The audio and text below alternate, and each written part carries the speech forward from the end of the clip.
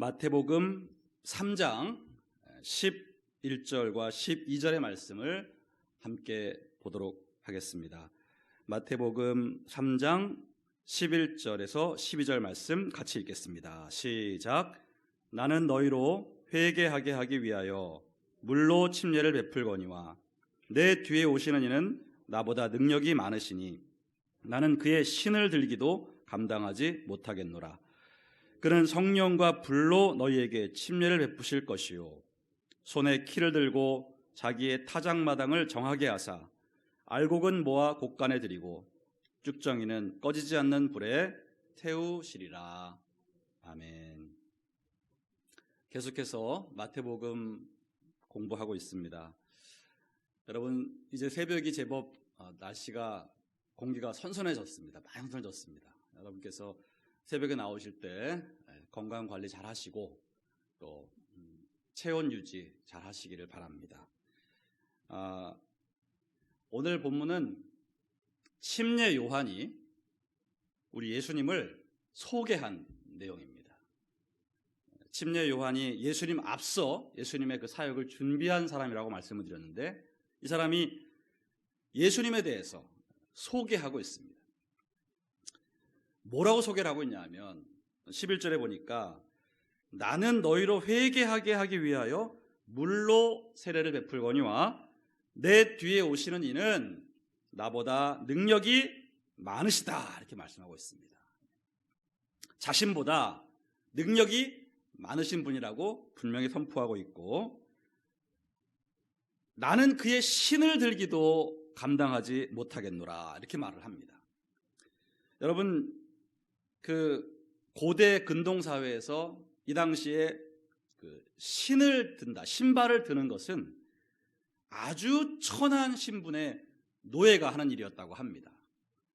주인의 신발을 들고 주인을 따라다니는 그런 역할을 하는 노예는 노예 중에서도 아주 천한, 더 낮은 노예가 했다는 것이죠.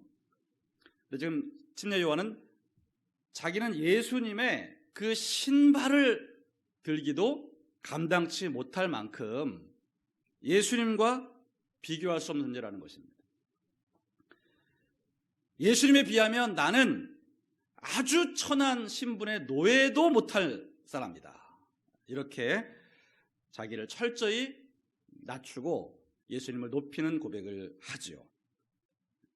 인간적으로 보면 여러분, 침례 요한이 그 예수님과 친척지간이거든요. 친척지간이고 예수님보다 6개월 먼저 태어났습니다. 그 형이에요, 육신적으로 따지면. 그리고 사역도 당연히 예수님보다 먼저 사역을 했고요. 사람들이 침례 요한에게 몰려들었기 때문에 그 인기나 지명도에 있어서 침례 요한이 훨씬 앞서갔죠. 그런데도 불구하고 침례 요한은 예수님이 누구신지를 분명히 알았습니다. 이분은 내가 감히 비교할 수도 없는 하나님이시고 하나님의 아들이심을 그는 분명히 알고 있었기 때문에 철저히 예수님 앞에서 겸손을 유지했던 것입니다. 그리고 자신의 사명은 그 예수님의 오실 길을 예비하는 것임을 알고 있었기 때문에 감히 예수님과 비긴다거나 견준다거나 슬쩍 자기를 덧붙인다거나 이런 마음이 추호도 없었습니다. 그래서 나는 그분의 신을 들고 다니는 것도 감당할 수 없다. 그 가장 낮고 천한 노예가 하는 일조차도 내가 할 수 있는 존재가 아니다. 이렇게 예수님을 지극히 높였습니다. 근데 여러분, 이 침례 요한의 고백은 결코 과장된 겸손이 아니었죠.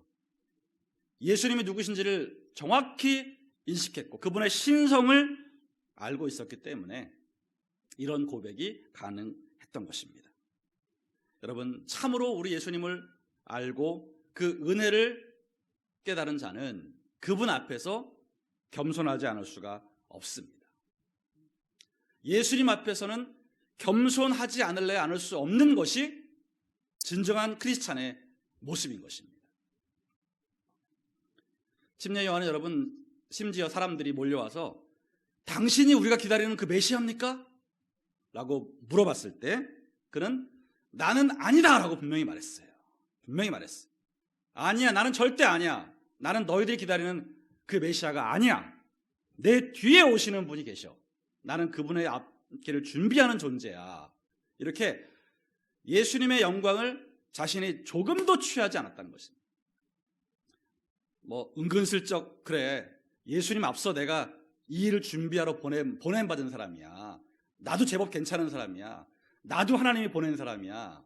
이런 식으로 자기를 예수님 앞에 얹어가지 않았습니다. 나는 절대 그리스도가 아니고 나를 따르지 말고 내 뒤에 오시는 이를 따르라고 심야 요한은 분명히 예수님을 높였던 것입니다. 자, 여러분, 이 새벽에 우리가 먼저 한 가지 생각할 것은 우리가 신앙생활을 하면서 예수님 앞에 진정 겸손한가? 내가 예수님 앞에서 아무것도 아님을 나는 철저히 인정하고 있는가? 이 점을 돌아봐야 되겠습니다. 우리는 예수님께 영광을 돌리기보다는 어찌하든지 내가 영광을 얻으려고 하고 있지 않는가? 교회를 다니면서도 예수님 영광이 아니라 내 영광, 내 이름, 내 자존심이 예수님보다 더 먼저이지 않는가? 예수님 말씀에 순종하는 것보다는 내 성질과 내 혈기와 내 자존심이 더 중요하지 않은가? 이 부분을 우리가 잘 점검을 해야 합니다. 끊임없이 높아지고 영광을 받고자 하는 그 욕망이 우리 안에 넘치고 있지 않은가 돌아봅니다. 여러분, 저도 늘 생각을 합니다. 목회를 하다 보면 목회적으로 원치 않는 아픔을 겪을 때가 있고 여러 가지 오해와 또 부당한 공격을 받을 때도 분명히 있을 수 있습니다. 그런 일을 당하면 이제 마음이 기분이 나쁘고 불쾌하고 무엇보다 자존심이 상했다는 느낌이 듭니다. 그래서 내가 이런 대우를 받나 싶은 그런 마음들, 그 마음이 들 때 여러분, 정말 예수님께만 영광을 돌리고 예수님을 섬기는 사람은 그분의 뜻을 생각해야 됩니다. 그분의 뜻이 무엇인가?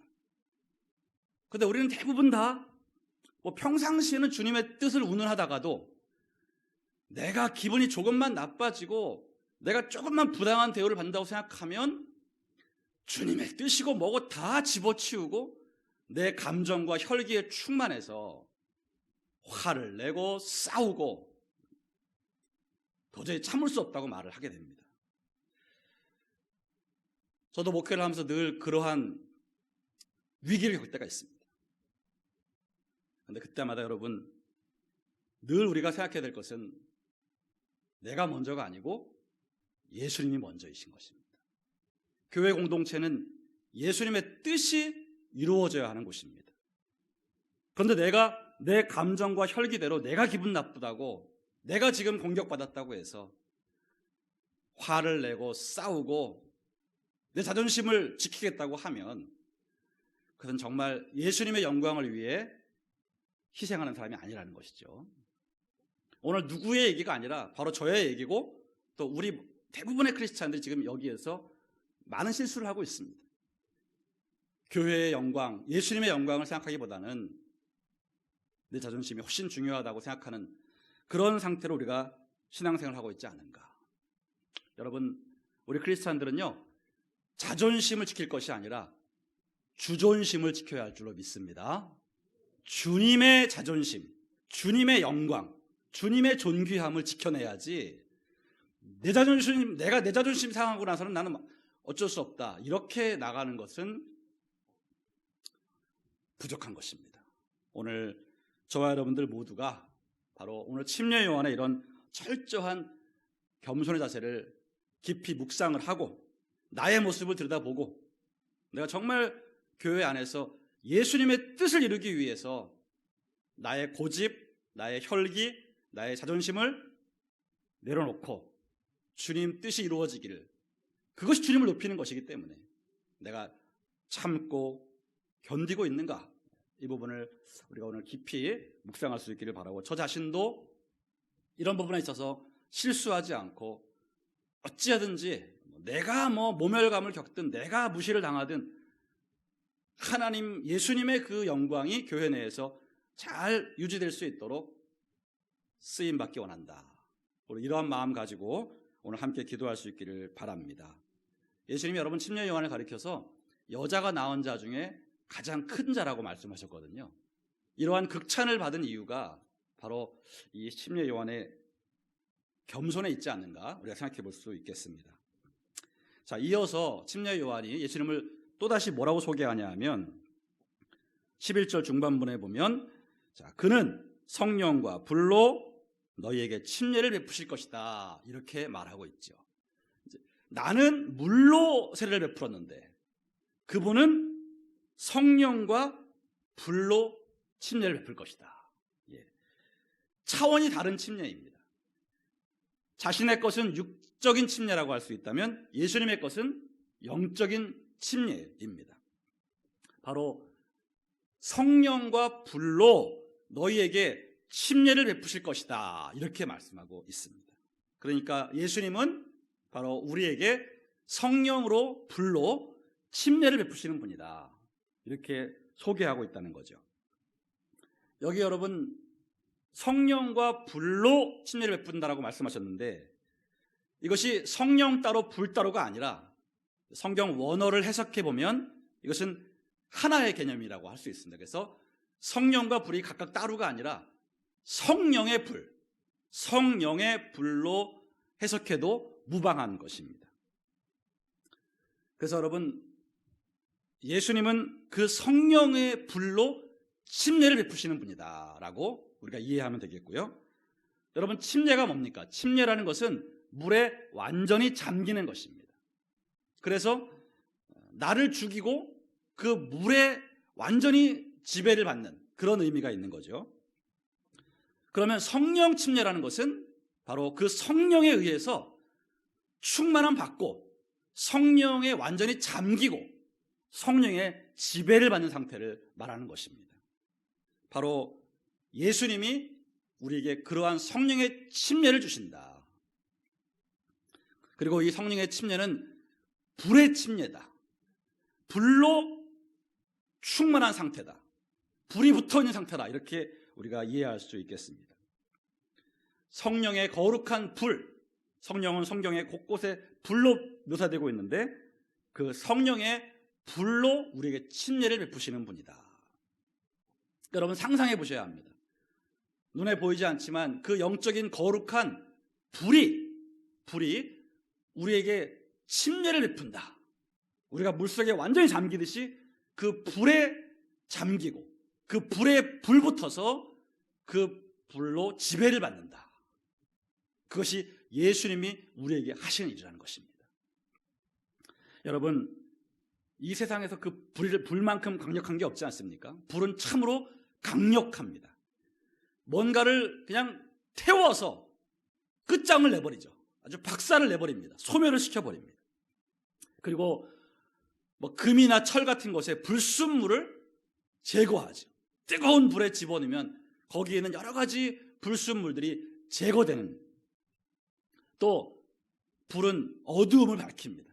아무리 칠흑같이 어두워도 불이 켜지는 순간 어두움이 물러가게 되어 있는 것이죠. 그리고 이 불은 강력한 전파력이 있어가지고 그냥 닿다 하면 옮기는 것입니다. 순식간에 이 불이 퍼져나가는 것, 이것이 이제 불의 특징이라고 할 수 있는데, 바로 여러분 예수님이 주시는 성령의 불 침례를 받으면 우리도 그러한 역사를 경험하게 되는 것입니다. 무엇보다 그 성령의 불이 임하면 우리가 죄를 멀리하도록 만듭니다. 죄를 막 태워버리시는 것입니다. 우리가 아주 추한 죄를 지었다 할지라도 그 성령의 불로 침례를 받으면 우리가 죄가 싫어지기 시작하고 죄를 미워하고 죄와 싸우기 시작합니다. 그래서 죄를 짓고 싶지 않습니다. 그래서 죄를 소멸하는 능력을 그 성령의 불 침례로 우리가 받을 수 있고요.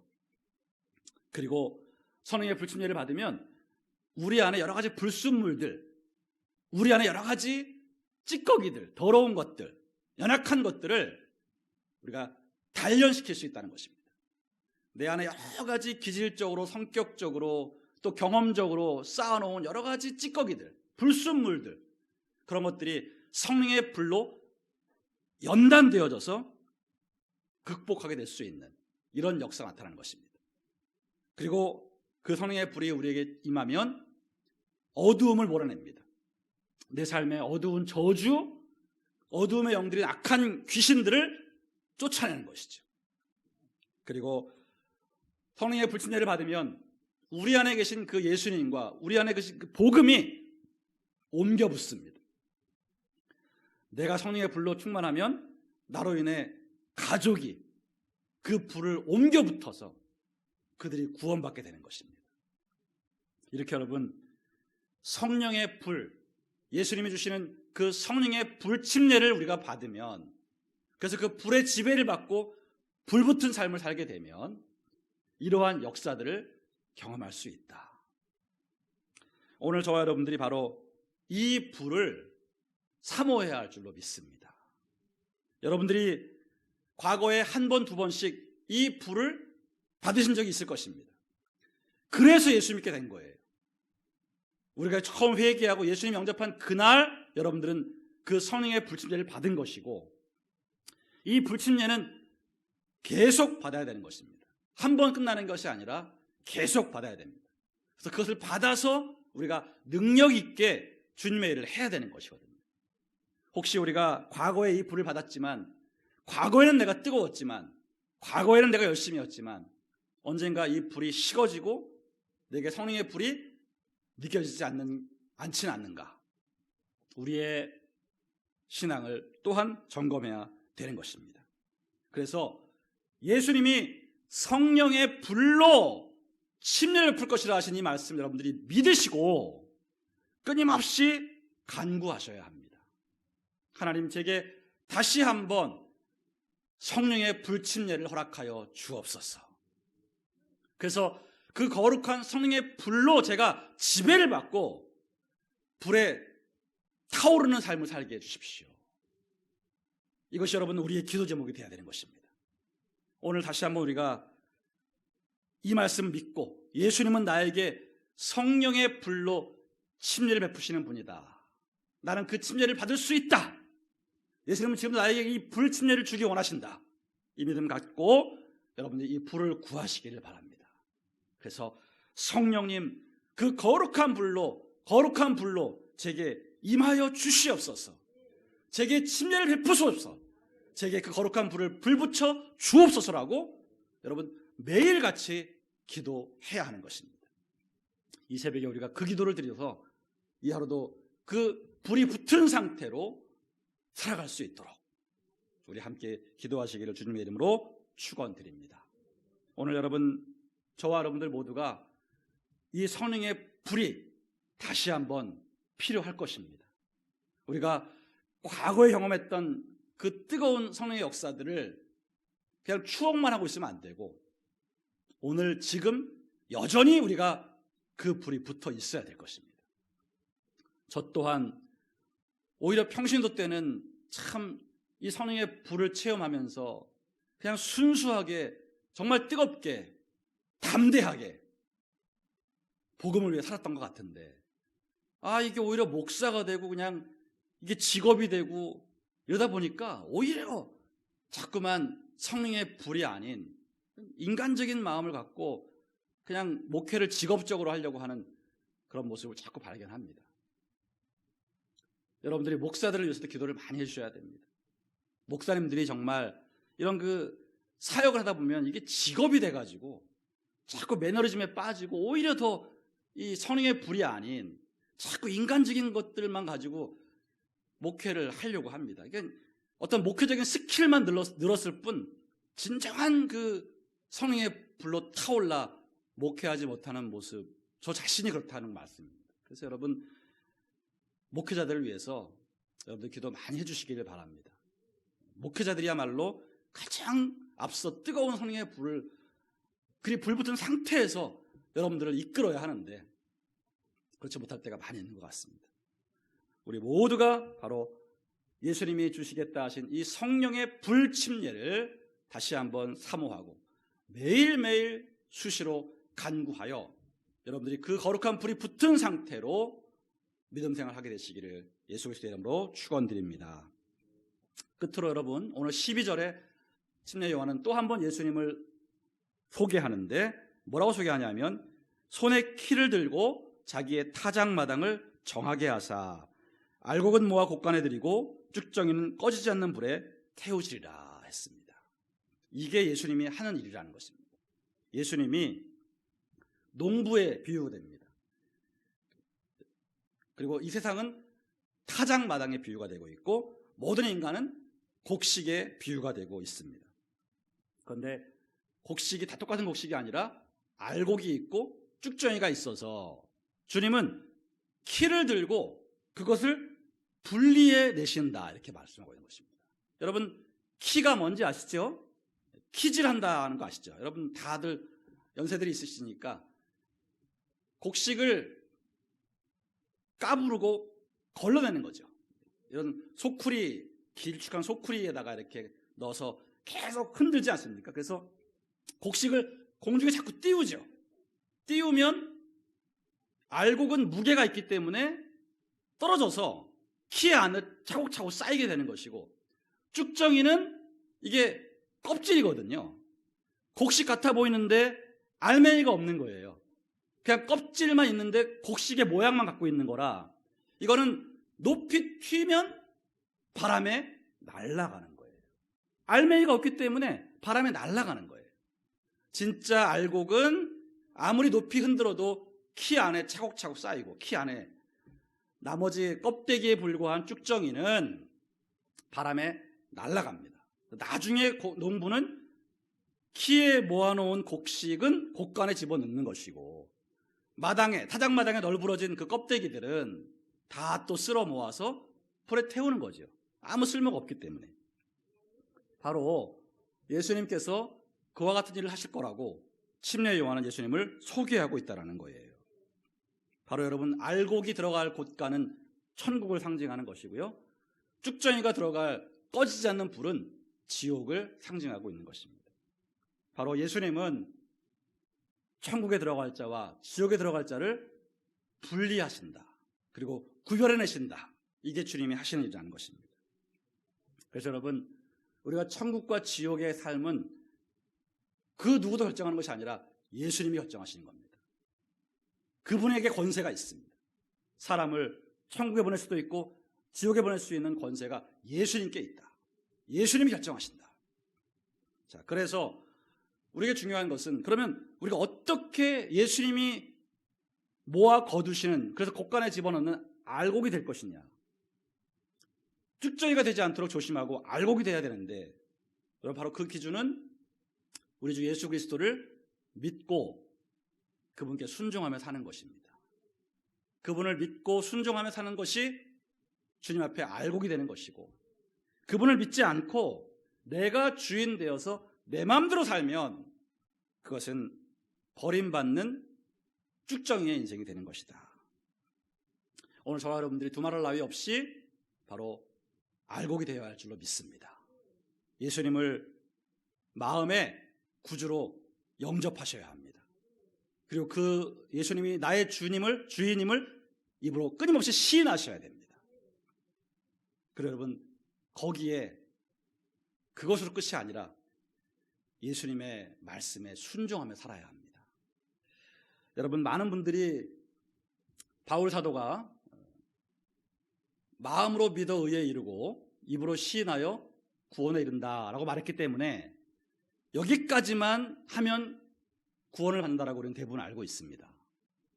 근데 여러분, 그 바울이 말한 그 믿음으로 구원받는다라고 하는 로마서의 핵심 주제는 그 믿음으로 구원받는다고 할 때 그 믿음이라는 의미 안에 사실은 바울이 하나님의 뜻에 순종하는 것을 포함시킨 거예요. 그래서 여러분, 로마서를 읽어보면 앞부분에는 오직 믿음으로 구원받는다라고 쭉 설명한 다음에 뒤에서는 뭐라고 말하면 그 믿음으로 살아가는 삶을 얘기하거든요. 그 믿음으로 어떻게 살아야 되는지를 쭉 얘기를 합니다. 모든 바울 서신은 앞에서는 믿음으로 구원받는데 뒤에서는 그 믿음에 따른 합당한 삶을 살아야 한다라고 말씀하시는 거예요. 그래서 여러분 야고보서의 야고보 사도가 바울이 말한 그 믿음은 바로 순종과 행함이 포함되어 있는 것인데 그거를 오해들을 하고 그냥 믿으면 구원받나 보다 해서 그냥 믿는다고 신용만 하고 나 구원받았어라고 생각하는 사람들이 많았기 때문에 야고보가 그 로마서라든가 바울 서신을 보충한 것입니다. 바울이 말하는 믿음은 그냥 말로만 하는 믿음이 아니라 행함이 따르고 순종으로 입증되는 믿음이다. 행함이 있어야 진짜 믿음이다, 산 믿음이다, 이런 얘기를 한 거예요. 그러니까 여러분, 구원을 받는 믿음은 마음으로 믿고 입으로 시인하는 것뿐만 아니라 그 믿음이 살아있으려면 주님의 뜻대로 순종하며 행해야 한다는 거예요. 이게 믿음의 완성인 것입니다. 이게 진짜 믿음이고 산 믿음이에요. 자, 그래서 여러분, 내가 교회만 다니면 알곡일까? 아니라는 것입니다. 여러분들이 교회를 다니고 예수님을 믿었다. 나는 예수님을 주님으로 부른다. 여기서 그치지 말고 정말 여러분들이 예수님을 주인으로 모셨으면 주님의 뜻대로 살아야 돼요. 그래야 여러분들이 정말 그분을 주님으로 모신 거라니까요. 아무리 주님 그래도 여러분 마음대로 살면 여러분이 주인이에요. 이건 여러분 거짓말하는 것입니다. 그래서 정말 예수님을 주로 믿었다면 그분의 말씀과 뜻을 따라야 주인인 거예요. 여러분 잘 생각해 보세요. 종이 있고 주인이 있는데 이 종이 주인한테 맨날 아이고 주인님 저 주인님의 종입니다. 저 주인님을 모십니다라고 말은 잘하는데 주인이 이거 해라고 시켰어요. 근데 안 해. 안 하고 자기 마음대로 해요. 그 주인 볼 때마다 아이고 주인님 당신은 저의 주인님입니다라고 말만 한다고 생각해 보세요. 주인이 시킨 거 하나도 안 하면서 계속 주인님 그러면 여러분 주인이 뭐라 그러겠어요? 너 왜 거짓말하냐고 안 그러겠어요? 네가 임마 나를 주인이라고 하라면 내가 시킨 걸 해야 될 거 아니야. 이거 하나도 안 하고 네 맘대로 하면서 말로만 주인이라고? 오히려 주인을 농간하는 거죠. 그런 거예요, 여러분. 우리가 입으로 주님을 시인했다고 해도 그분의 뜻과 말씀을 정성껏 행하지 않으면 그분을 진짜 주로 믿는 게 아니다. 이 점을 절대 놓치시면 안 됩니다. 그래서 여러분, 내가 과연 예수님을 내 주인으로 인정을 하고 그분의 뜻에 순종하며 살고 있는가를 점검해야 되는 것입니다. 그래야 진짜 믿음을 갖고 있는 것이고 그래야 진짜 구원받는 알곡이 되는 것이에요. 물론 여러분 우리가 100% 완벽한 순종을 할 수는 없어요.